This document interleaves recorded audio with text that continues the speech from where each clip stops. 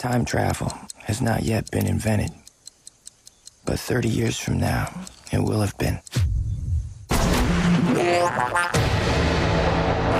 I am one of many specialized assassins in our present called loopers.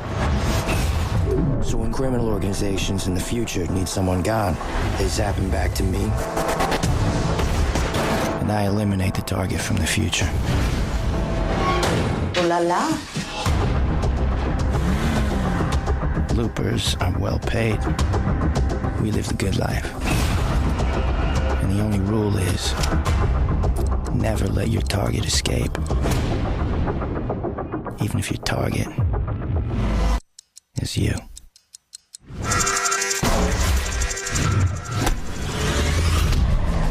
I'm gonna fix this! I'm gonna find him! I'm gonna kill him!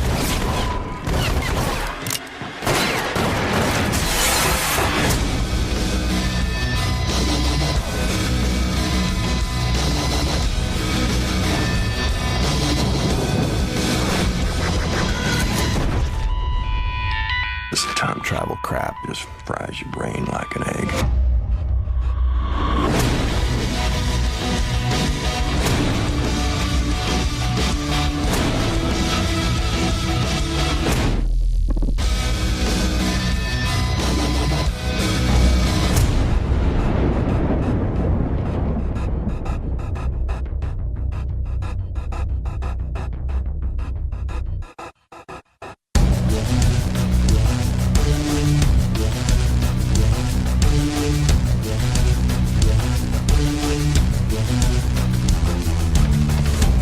Hello, everybody, and welcome once again to Geekfest Rants. My name is Carlos Perone, and joining me here today, I have Steve Vavona. Say hi, Steve. Hey, Carlos.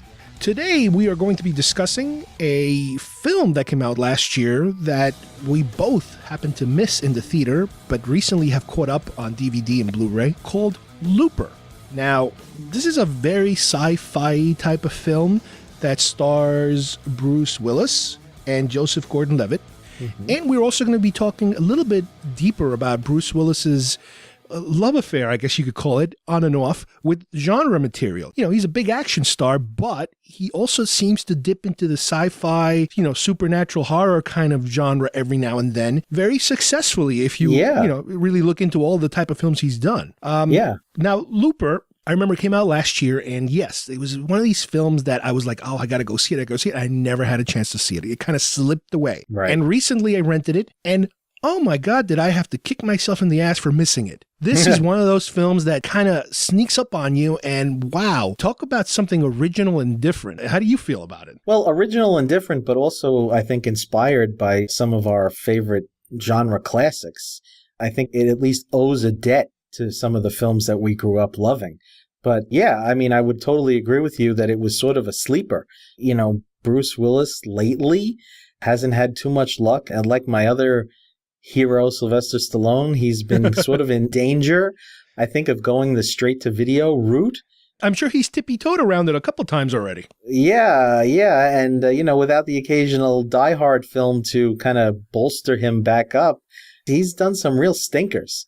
So I was happy to see him in not only in a successful film and a critically acclaimed film, but in a film that I think kind of casts him as an actor in a bit of a different light, because you don't often see him playing what I guess you would call the villain. That's the thing about this film, is that it kind of goes back and forth between, there is definitely a villain, a big baddie. Yeah. But your good guys are not really that good either. They're kind of slimy people that sometimes behave in one manner and then they behave in another manner, and you can't tell which is the one who's right and who's wrong. Right. And, there's a point where you sympathize with both of them, but there's a point in the film where Bruce Willis's character crosses a certain line where you kind of lose all sympathy for him. Right. And well, let's not get ahead of ourselves. Let's try to explain the story, if you will, a little bit of what this world is that we're dealing with. Well, in the not the very far future, you have these... It's 2044. Yeah. But in 2074, 74, yep. we learn that time travel has been invented. And it's funny because they really don't go into very specific detail about it. No. It's just that it's been invented, and as soon as it's invented, it's outlawed. And once it's outlawed, no one uses it except criminals. And Right. criminals use it to send back people that they need to take out a hit on, and they send them back to these assassins who they call loopers. And these assassins are waiting for the victim to show up. They show up. The minute they show up, they're shot and killed, and they're also Paid. they're paid at the same time. They have silver or gold is packaged with them, and they get their money, and they incinerate the corpse, and it's like the person never existed. Right. And the reason we're told that they do this process is because in the future, people are always traceable. There's always Right. something left of the person in their DNA or something where they can always tell where a person is, at least while they're alive or something. So Right. the only way to really dispose of a body is to send them back in time. Now, the other little thing that at first it's not a real big deal, and they treat it as a non-big deal, is the fact that they say that in the future, some people, only about 10% of the population, start to develop some telekinetic powers. Right. And they're very minimal from what I understand. You see people playing with coins or with some kind of metal object where they can levitate it and make it move around. It's like a kinda party trick. Like a party trick to impress people. But it's never, they make a comment that, everybody thought they were going to be superheroes, but they're not. Yeah. So the main character we're concentrating on is Joseph Gordon-Levitt. Joseph Gordon-Levitt's character, who is Joe. His name is Joe, and he's the guy that is a looper. And, we get to see, a couple of jobs come in. He kills the person, throws them away, kills the person, throws them away. And, he likes to party. He's with his friends. They're taking all sorts of drugs and stuff. They actually use like eye drops to put some liquid in their eyes, and that's supposed to be like the drugs of the future. Yeah, he's not a nice guy. Let's put it, bottom line, he's kind of a sleazeball. Right. And the guy that he works for, that all these loopers work for, is played by Jeff Daniels, who we're told this is an individual, a mobster type of individual, a gangster type, who is actually from the future. Right. Who was sent back to kind of straighten things out from the criminal's point of view. So he has information that these guys, he's got the upper hand on everybody because he comes from the future. Right. So that's his whole shtick, that you have a bad guy. So tell us, Steve, where the twist comes in with Joe and the fact that, we're also told that sometimes when the job is finished and they realize they have to kill the looper also. And the way they do it is they send them back somebody to kill, and they give them gold instead of silver. And that's like your last payday. So they're kind of giving you the warning. Here's a whole bunch of money. You have about 30 years to use it because you're going to die. And we're going to kill you. Yes. Kind of a Logan's Run kind of a thing. Yeah. Joe, well, before this actually happens, one of Joe's friends, he gets the loop closed on him. That's what they call it, closing the loop. Right. And they send his old self. Right. They send his older self back, and he can't kill him. He doesn't want to kill him. And that just screws everything up. And once Joe gives him some help, everybody's after Joe too. Right. They have to close the loop on his friend, and the way they do it is just nasty. Eventually, Joe turns him in. Yes. And the way they capture him was the old version of his friend all of a sudden starts to notice that parts of his body start disappearing. Right. And he's having trouble walking and driving because like his leg is missing, his fingers are missing, his nose is missing. Right. And what's basically happening is they captured the young version of him. Right. And they're amputating parts of his body so that the older version would come to them. And just beg to be killed. Right. And that's basically what they do. Right. So rather quickly, Joe is encountered with his older self. And there's this rumor going around that all the loops are being closed by the big man in the future. They call him the Rainmaker. And now the Rainmaker is almost kind of like a Kaiser Soze type of character in terms of there's these legends of he's huge and he's missing his jaw and he's he's like a killer and the kind of like a big monstrosity type of an individual that nobody can understand why he's doing the things he's doing. But they said something about how he just showed up one day and took out all the gangs and consolidated power in some shape or form, and nobody knows how. Right. So when Joe is confronted with himself, he hesitates, and that's all Bruce Willis needs to sort of overtake him, and it just starts a whole big mess. Right. Which it got a little confusing for me. There was the scene where Bruce Willis comes back, he punches him, and he runs away. But then, like 10 minutes later, there's another scene where you see him shoot him dead. Well, yeah, there's a couple of things that happen in the film that at first it's hard to interpret what they are. Right. You could see them as kind of like chapter stops in a film in terms of these are just points where the audience is made to look in a different direction, or they're little breathers. When young Joe falls off the ladder, it looks like he dies. Right. Like you said, when older Joe shoots him, it looks like he dies. Mm-hmm. But in one of these little page breaks, if you want to call them, we do get to see a little bit of old Joe's backstory, but what led him to the point where he's being sent back in time. We see his whole history of how he's like a young guy, you know, up and coming kind of guy or whatever. And he's at a home with his girlfriend, wife, you know, he meets this girl, she picks her up and they become close and they become a couple, and I think they get married at some point or whatever. And some, I guess, gangster types that look like guys dressed as Amish people. Yeah. They had a really bizarre look to them. They apparently break into his house and they're kind of restraining him, and in the process they shoot his wife. His wife. And he goes berserk and somehow gets away from them and manages to get into a device where the bad guys are, where it shoots them to the past. Mm-hmm. So that's kind of how we meet these two in the same, you know, that's how they met.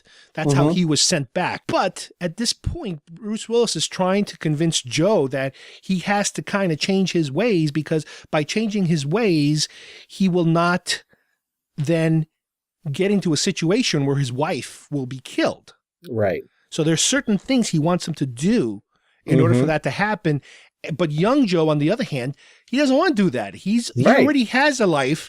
He doesn't have a great life, but, you know, he has a girlfriend that is, he's kind of like a hooker or a stripper or something. Yeah. And he is reluctant to do things the way Joe wants to do them. Right, right. No, old Joe is definitely a lot more hardcore than young Joe.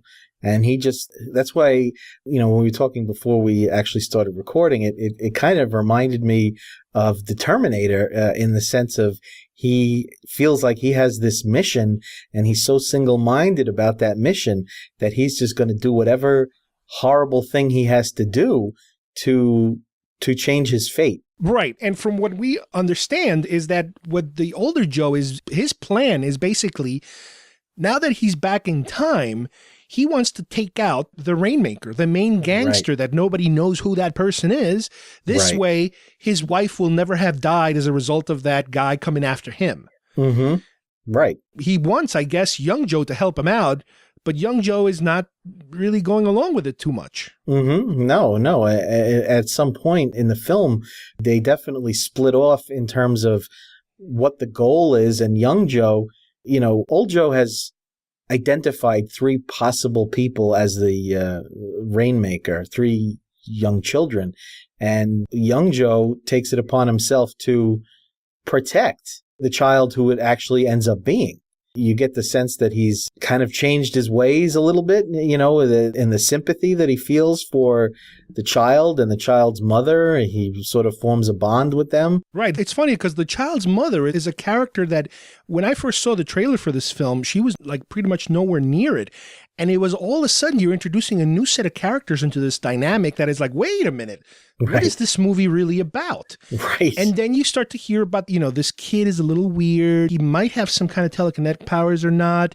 And to the point where while old Joe is hunting down these other kids, he finds one and they don't show it, but you get the impression that he kills the first kid. Right. And I remember at that point I was like, well, you know, you didn't see it happening, so maybe they want you to think he did it, and he really didn't do it, so he's still a good guy. So I was kind of like hoping, wait a minute, no, he's not that crazy. But apparently he did. And while that's happening, young Joe is forming a relationship with this woman and protecting her. And at a certain point, one of the bad guys, I guess the Rainmaker, the future Rainmaker, or the present gangsters that's looking for young Joe, they sent a guy after him at that farmhouse. And for one reason or another, the boy trips, falls down, hurts himself, something happens, and all this rage comes out of him that completely destroys this guy, who's a pretty known actor. He's been in a lot of movies lately. Oh, yeah. But it's kind of like an X-Men type of a telekinetic. Yeah, it's like a Professor X death. Yeah, it was like, holy crap. All the furniture goes flying in the air, and his mom just jumps out the window to get them the hell out because she knows what's coming when this kid gets angry. Yeah. So at that point, I'm starting to think, oh, wait a minute now. Could the kid be somebody important? Could the mother be the person we're looking for? Is it the guy that came back in time that's the bad guy, played by Jeff Daniels? Jeff Daniels, yeah. Which is an unusual role for him, but it's like pretty good. Yeah. You started to wonder who is the person really that we're looking for here. So Bruce Willis, old Joe, meets up with his second target, who happens to be the son of young Joe's girlfriend. On and off slutty girlfriend. Yeah. And at that point, you're like, okay, forget it now. He's really, really going over the edge. So it was like, okay, never mind. This guy, he's got some serious problems now. Oh, yeah. He's committed. Yeah. Oh, yeah. Exactly. And then it all basically comes down to the finale, which is old Joe is at the farm looking for the kid at the farm, and young Joe is trying to protect them. So go ahead, what you remember from that. Well, I mean, I guess it takes a turn that I wasn't quite expecting. I was really wondering what was going to happen. Young Joe had obviously made up his mind that he was going to protect the kid and his mother. Right. He's got some money he's been stashing away from his employers. Right. And unfortunately, there's no way really to talk about the movie without spoiling it, because it's like talking about The Sixth Sense or Fight Club. You've got to get to the end to understand what's happening here. Right. And, old Joe, tracks them down after completely massacring everybody, including Jeff Daniels. And so that answers that question. Jeff Daniels is not the Rainmaker, but it's still, at this point, in the film, you get the sense that it is the young boy who is the Rainmaker. But not only that, but you also get the sense that old Joe, he's not just another thug. If he can take out an entire bunkered down gang of gangsters, the top of the line gangsters, this guy's kind of special too. Well, I was still starting to wonder, if he might be the Rainmaker. I mean, you start suspecting everybody. Yeah, I had no idea where this was going, or where the kid's mother be the Rainmaker. I had no idea. But then, as you pointed out in the way you described certain scenes as chapter stops, when we get to the climax, you see Bruce Willis killing the mother, and you see the reaction of the boy, and you just know, he gets away, and even though he's been grazed himself, and you see this rage in the kid's eyes that someday he's gonna make everybody pay. But once that happens, you realize that's a possibility. And then at the end, young Joe just turns the gun on himself, kills himself, and old Joe, boom, gone, disappears. And that was a pretty abrupt ending. I mean, it just, there it is. He saved the kid from becoming the Rainmaker. It's really difficult because they do this thing about every time and this is the typical time travel problem. Every time you do a time jump, you screw things up. Right. You start creating these new things. And even Bruce Willis's character says that every time there's something happens, his memory gets fuzzy because his history keeps changing. Right. That's why he couldn't remember certain things, because they were screwing it up. They were, every time the jump took place, these loops, these jumps, things would get very fuzzy. That's the impression I'm getting, is that by the kid not getting killed, he got shot in the ear. Remember they were saying this whole thing about, the Rainmaker has this huge prosthetic jaw and whatever. Yeah. It's like, well, obviously they're exaggerating, but the kid gets shot in the face. Yeah. At the end, and he's got this scar on the side of his head. Right. So that's part of the myth of the Rainmaker. that gave you a headache.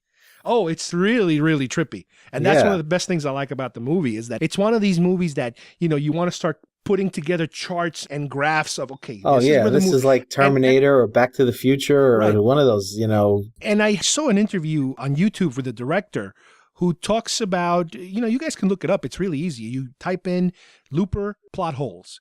And there's like a 10-minute interview with the director. And he talks about like the chronological order of the film really starts with the Bruce Willis character getting attacked. Okay. And then you go to the beginning of the film. Okay. But that's how chronologically things are happening.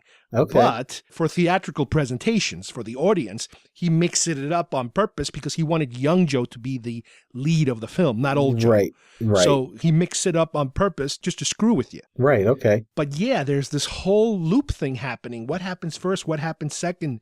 Is the pattern broken finally by him killing himself and not, allowing himself for that to happen? Who knows? But it's really trippy stuff.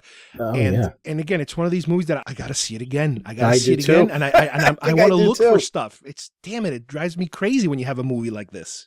Yeah, but in a good way. Well, let's touch upon a little bit. We were talking about Bruce Willis earlier, the fact that this guy is no stranger to genre films. And I think he has a pretty good track record of making some pretty memorable genre films. So let's talk about some of your favorite Bruce Willis genre films. Oh, yeah. I mean, Bruce Willis, he's had a very long and successful career. He's an action star.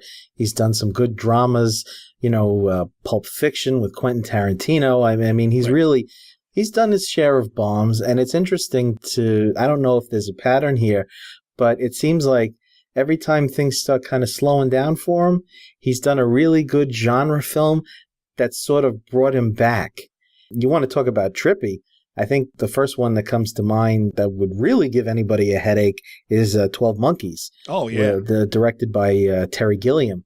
And that film, you're just not sure. Not only is there time travel? Are the people, is it all in his head? His performance in that film is just, the film is mind-blowing, and he is fantastic in it, and Brad Pitt. Probably Brad Pitt's best film. I would say either that or Fight Club. I mean, those two. It's trippy. It's a little dense. It's a film that you need to see a few times. But Willis's performance in that, really that came right on the heels of Pulp Fiction. Yes. And I think that really, he had done some action stuff and he did that comedy Death Becomes Her, which you could sort of argue might be genre, but it wasn't too successful. And he was kind of slipping, and those films really kind of brought him right back. But after 12 Monkeys, he had a couple of other genre films, if you will, aside from his regular, more actiony, crime stuff. He did The Fifth Element and he did Armageddon, more of what you would consider to be traditional sci-fi type of vehicles. Oh, yeah. And for me, though, you're talking about two extremely different films, even though you're calling them both genre films. The Fifth Element, again, by Luc Besson I think it's a work of art. I really think it's an incredibly visually stunning film. Yes, very European. Oh, yeah, very European, and an amazing cast. You have Gary Oldman and, so many other terrific actors besides Willis, and Chris Tucker. I think in probably his second film. Yeah, that's the first time I saw him, I think. Yeah. So that's another one that, Willis, he plays the hero. What stands out in my mind, though, more so than his performance. It's like Die Hard in Space. Yeah, exactly. And he does his hero thing well. He's kind of overshadowed by the look of the film and the tone of the film. Oh, yeah. But it's terrific. Then you have Armageddon, which is your typical Michael Bay kind of thing. I mean, you say what you want about him. I mean, it was a big blockbuster hit, kind of ridiculous and loud, good special effects. And I liked Willis's character, and I liked the ensemble cast of the film. It was a huge hit. Kind of loud and bloated and typical Michael Bay. Yeah. Not the best of the Willis genre stuff, but, he plays sort of the everyman blue collar. Again, he could be playing John McClane again, sort of. I know. But then you have a little slight turn into The Sixth Sense. Well, yeah. I mean, then you're getting Willis into his association with M. Night Shyamalan. And for my money, these were Shyamalan's two best films. And The Sixth Sense was just the runaway sleeper hit of that year. Definitely. And it's a movie that just completely threw everybody. And it started Shyamalan on his twists. It became his trademark. And his films got worse and worse as they went along. But this was the first of the twist films. And Willis is great in it. And when you finally realize at the end what has been going on, his performance is heartbreaking. Yeah. And it's a terrific, terrific film in its own right, even without the twist and the horror aspects of it. I mean, he really delivers. People forget what a tremendous actor he is, and this film really, it just blew me away. And he followed that with Unbreakable. Now that, because of my love of superheroes, there's sort of a mixed reaction to Unbreakable. It was a very un-superhero-y superhero film. Well, Shyamalan himself said this was his sort of ode to superhero films. It didn't seem like he was ever going to have the opportunity to direct a superhero film, and this was his take on it. And it was really sort of kind of in the vein of other films that followed later, like maybe something like Kick-Ass or something like that, where you're taking the superhero mold or aesthetic and just dropping it into the real world. No costumes. How does somebody handle, having these tremendous powers? What effect does it have on their home life? And what I really loved about it was this taking that comic book ideal that every superhero has their opposite number. Everybody, they have their villain and their Lex Luthor, their Green Goblin, and Samuel Jackson, thought phenomenal. What do you call him? The Glass Man? Mr. Glass. Mr. Glass. He was like his Dr. Doom. And Willis, it's a much more laid-back performance than he really has given in the past. And he's just kind of depressive personality. He feels like he's missed his calling in life. His marriage is crappy. His relationship with his son sucks. He's got a shitty job. But then, and this is again what I love, is that discovery of purpose. And when he realizes what power he has and what he can do, that it kind of gives him a sense of purpose. I just loved it. I could go on and on, but I haven't seen that movie in so long. I want to see it again. Yeah, no, I think it's kind of underrated, to be honest with you. Well, a number of years later, he did a very different film, which I think we've talked about it in the past. Talk about, not only is it a genre film, but it's especially a comic book film, but it's a completely different looking film that anyone has ever seen before, and that's Sin City. Yeah, that was by Robert Rodriguez and Frank Miller, based on the Frank Miller comic. A groundbreaking comic that was sort of translated panel for panel to the big screen and given the exact same look as the comic, and sort of that world of the comic was recreated. I mean, the movie was shot completely on green screen. Willis is part of a much larger ensemble, and he has his part to play, and he's good. Most of his screen time is with Jessica Alba. It's sort of a film noir throwback, extremely violent, in the storytelling. Like I said, with a great cast, and finally a sequel is coming soon. And I'm not sure if he's in it or not, but plays a really hard-boiled character, sort of in the mold of those, 40s detective, with a much more violent twist. And, it was a big hit. And again, it kind of brought him to life, after a couple of misfires. He also dipped a little bit into the, I guess you could call it the hardcore horror genre, when he participated in Grindhouse, the Planet Terror half of Grindhouse, not the Tarantino side, the Rodriguez side. Right. Which again, I guess pairing up with Rodriguez again, this was more of a typical schlocky B-movie, zombie coming after me type of a thing. Yeah, and it was a throwback again to those drive-in 70s kind of schlocky movies. Yeah. And I thought it was great fun. I liked it better than the Tarantino story. I think my favorite part of the whole thing were the trailers, the fake trailers in the middle, yeah. But Willis, he does his thing in the movie, and he's, not a nice guy, and he kind of gets his comeuppance in the movie. But what I like about Willis is that as he's gotten older, I mean, he's done some real crap, but he's so established that he can do whatever he wants. He can take a chance. I'm sure he still has some really amazing performances left in him, but I think what I like about him is he's not afraid to either work with a quirky director or take a role that's not in the traditional hero mold. He's also getting to the point, and I think this is important to note, in Looper, Joseph Gordon-Levitt is the star of the film. Willis shows up, and he's sort of like, we go back and forth. Is he the villain? Is he what? He's the anti-hero, whatever the hell he is. But he's giving the spotlight to a younger actor. And I think he's kind of sort of veering into the character actor mold.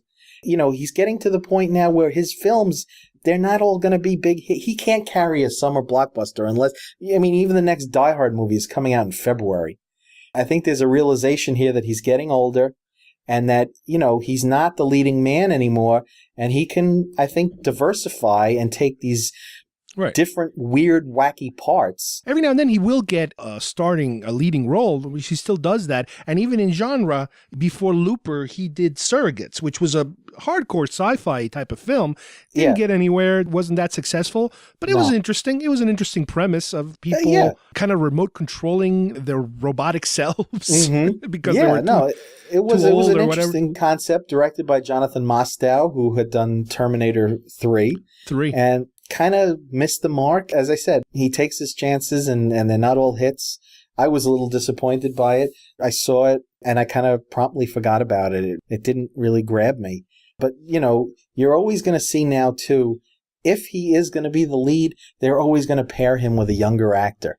Yeah. They're always going to put in somebody there who hits that demographic because, he's just, he's getting old. Yeah, but he's still a huge action star. Like you said before, he does seem to follow a little bit of the Stallone track record of every now and then you dip into the well, not afraid to kind of play kind of like himself, like Stallone does. He's in the Expendable film, so, he knows where it's at. For his age and for his popularity. Definitely. I think he's very savvy, and I think Looper is a perfect example of him taking a sort of a chance. Yes. Working with sort of I don't want to say an untested director, but somebody who doesn't have a lot of credits behind him. Right. He's only, from what I gather, he did Brick and he did The Brothers Bloom, which were very kind of quirky, quiet films. Mm-hmm. And this is not only for the director, this is a great film, but just a great genre sci-fi entry into the time travel genre. Yeah, definitely. Both for Levitt and Bruce Willis. Home runs for both of them, man. They're great. Oh, absolutely. And I like I said, after talking to you, I think I have to watch it again. I definitely have to get this film in. I can't wait to go through all the supplemental material because I'm sure it's me packed. Too. And I even would love to go, like you said, go research on the internet to see if there's any alternate commentaries or any kind of interviews with that director, because that short little 10-minute interview was so juicy with information. It was like, oh my God, I wish I had a transcript of this so I can study it. Yep. And drive myself crazy. The director said he's a fan of time travel films because he loves to pick them apart and talk about them the same manner we're talking about this film. Well, that's what we always combinations. do. I know. Yeah. He's a guy big fan after of our own heart. Exactly. All right, well, I'd like to thank Steve for joining me today. This has been a really fun conversation about Looper and Bruce Willis, in his genre material or in general. And I would thank you guys for joining us and for listening to our show, and hope to see you here next time when we talk about another one of these wacky little subjects here on Geekfest Rants. Goodbye, everybody.